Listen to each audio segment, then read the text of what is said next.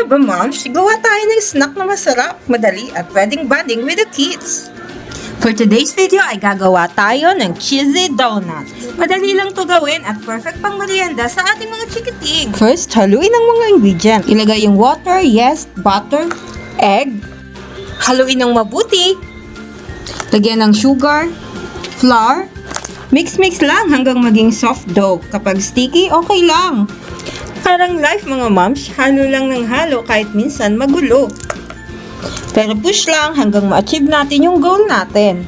Pag okay na yung dough, iset aside muna natin for 2 hours. Next ay i-prepare na ang cheese. Ilagay ang cheese and form a small rings or balls with a hole in the center. And lastly, iprito ang donut hanggang mag-golden brown.